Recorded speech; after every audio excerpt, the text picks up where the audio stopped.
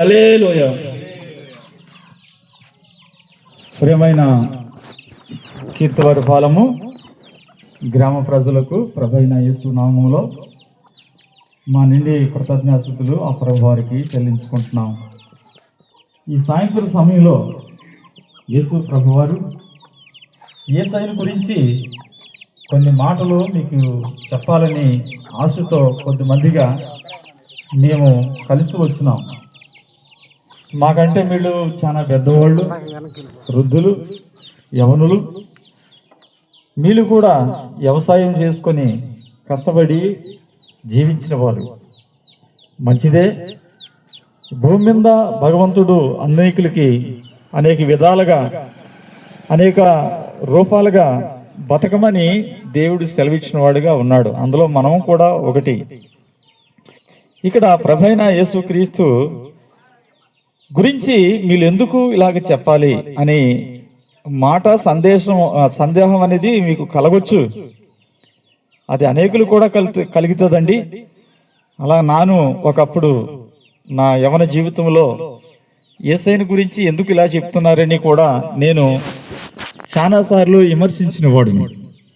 ఇక్కడ పరిశుద్ధ గ్రంథం బైబిల్ నాకు తెలియదు గనక నేను ప్రభువైన యేసుక్రీస్తు వారిని విమర్శించాను.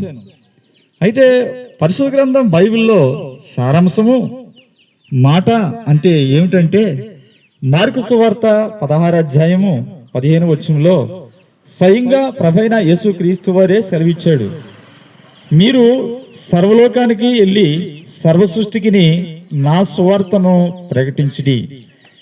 ఇది మా సువార్త కాదమ్మా సహోదరుడా, మా సువార్త అసలే కాదు.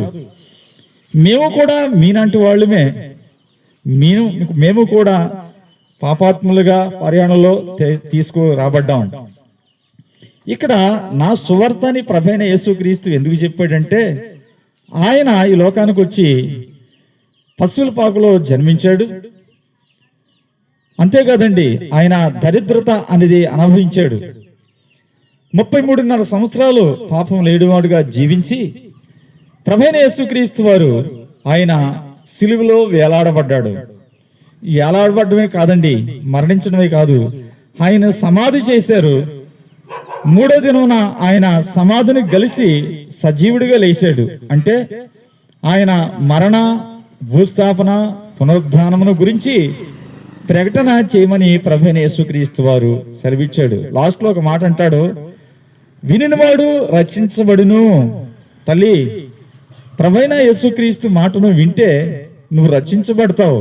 ఇక్కడ కాదండి, ఈ లోకము, ఈ మన వ్యవస్థ తాత్కాలమైనది. ఎందుకు తాత్కాలమైనది అంటే మన తండ్రులు కూడా మరణించారు, రేపు మనము కూడా మరణించాలి, మనము కూడా కాలగర్భంలో కలిసిపోవాలి.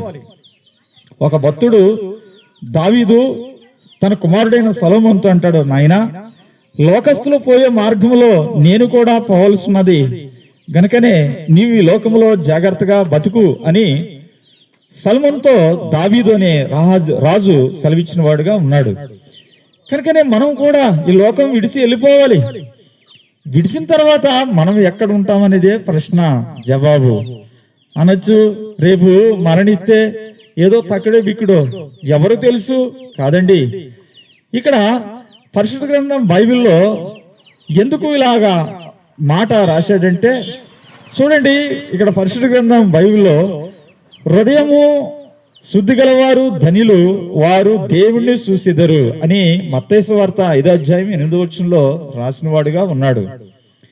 హృదయము అంటే మనది, మనం మాట్లాడుతున్నామే, మన ఆలోచన, మన తలంపు, మన ఊహ, మన జ్ఞానము సమస్తం అది హృదయం అంటారు.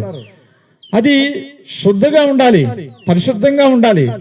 ఆ వ్యక్తి దేవుణ్ణి చూస్తాడు అనేది ఈ సారాంశమైన మాట. వాక్యము దేవుడు రాయించాడు. చూడండి, ఈ లోకంలో 70, 80, 100 సంవత్సరాలు బతికిన వాళ్ళు కూడా ఉంటారు.